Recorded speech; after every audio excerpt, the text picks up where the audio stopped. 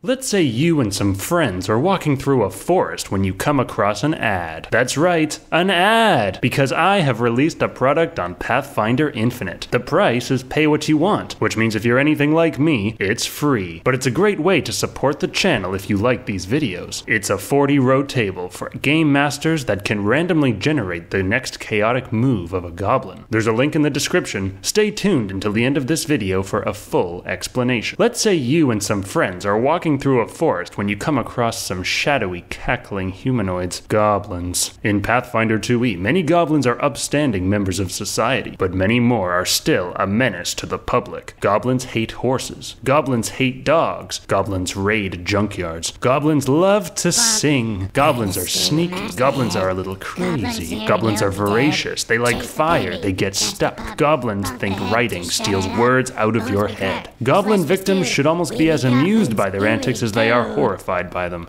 In Pathfinder 2e, there's 4 types of goblin monsters: warriors, war chanters, pyros, and commandos. Let's recall knowledge on the goblins. The DC is different depending on the skill you use and the type of goblin. Let's start with the goblin warrior, and let's start with the traits. But King Ugatonton, you say, traits are boring. Oh yeah? Goblins are small, meaning they're halfling-sized. They're goblins. They're humanoid, which means they put their pants on one leg at a time, just like you and me. And they're chaotic evil, which is going away in the remaster. You call that boring? But in all seriousness, it's always a good idea to look at the traits of a monster first. You never know what might be hiding in there. Goblins have dark vision. Don't ignore that. It means goblins can easily hide from player characters without low light vision in low light, or are automatically hidden in the dark. Goblins obviously speak Goblin, but warriors do not speak Common. Their best skills are acrobatics and stealth. That's because goblins are meant to hide and use stealth liberally, and the darker it is, the easier that is for them. Let's look at the defenses. Not surprisingly, the goblin's best save is reflex, and the worst, will. Looking at the offenses, goblins have a short bow, which makes it much easier for a goblin to attack from a hidden position. Remember, attacking from a hidden position means the target is off guard. The dog slicer has the agile trait, making it easier to attack multiple times. It also has the backstabber trait, adding 1 damage to attacks made against an off-guard target. A goblin is cowardly and conniving and should only attack off-guard enemies. They can do that by attacking from hidden. They can also create a diversion, but without a good deception skill, that's not the best strategy. However, they can also flank an opponent. This is much easier with the Goblin Scuttle ability. If another goblin ends a move action next to that goblin, then they can take a free step, even if it's not their turn. Let's say you are fighting a goblin when a second goblin strides up behind you. Because you're being flanked, you are off guard. Then a third goblin strides up next to you. The third goblin has no ally across from him, so you are not off guard to him. However, he ended his move action adjacent to this goblin, who can use Goblin Scuttle to then give the third goblin the flank and make you off guard. Now the Commando. The Commando doesn't care about attacking off-guard enemies. The Commando charges recklessly into battle for glory. Commandos speak Common, and they have the intimidation skill. They still have Goblin Scuttle, but instead of a dog slicer, they have a horse chopper. A horse chopper has a reach of 10 feet. That means if you're fighting a Goblin Commando, they can stand 10 feet away and still attack you. The horse chopper can also trip, meaning the Goblin Commando can trip you from 10 feet away. A successful trip makes you prone, meaning you're off guard, which can then encourage Goblin warriors to emerge from hiding to attack you. Scary. The war chanter has one job: sing. Goblin Song is one action where the war chanter makes a performance check against the will of 2 targets. On a success, the target takes a -1 status penalty to perception checks for 1 round. Once again, the war chanter will assist with the Goblin warrior's key strategy, which is to dart in and out of hiding against the player character's perception. Otherwise, the war chanter speaks Common, has a deception skill, can still Goblin Scuttle, and has a few spontaneous spells. The spells they're most likely to use in combat are Soothe, which they can use twice price to heal goblin allies. Inspire Courage, which is only one action and grants a +1 to attack and damage rolls for all allies within 60 feet. That's extremely good. And also Telekinetic Projectile for a basic attack that does 1d6 +4. The average Ward Chanter turn should be Goblin Song and Inspire Courage. Both of these are only one action and significantly benefit the Goblin Warrior strategy. Finally, the Pyro. Primary purpose? Set things on fire. Pyros no common, have fire lore, goblin scuttle, and a few spontaneous spells. The best part about a Pyro is that they use a torch as a weapon. That means they can easily set things on fire with an interact action. Buildings, forests, opponents, allies. Their best spells are the fire-themed ones. Burning Hands creates a 15-foot cone of fire damage. Grease lets them knock creatures prone, good for making them off guard. And Produce Flame can be a ranged or melee attack for some basic damage. So in conclusion, Goblin Warriors dart in and out of hiding and flank with Goblin Scuttle to only attack off-guard enemies. Commandos are reckless and charge into battle at 10-foot range, using trips and strikes. War Chanters can use Goblin Song and Inspire Courage over and over to assist allies, and Pyros introduce chaos by setting things on fire with torches and burning hands. Now for the most part, that's good strategy, but aren't goblins supposed to be a little bit crazy? Yes, actually one of the reasons goblins are great low-level opponents is because they don't always fight optimally. They're impulsive, they like fire, and they're known to cause destruction to both their opponents and their allies. But when I run goblins as a game master, it's difficult to constantly figure out something crazy for them to be doing. That's why I created the Goblins Are Crazy table. Whenever I feel like a battle needs some more chaos, maybe one goblin per round, I'll roll on this table full of random behaviors. For example, number 27, pull a pickle out of the goblin's loincloth and say, "Ooh, I forgot about this one."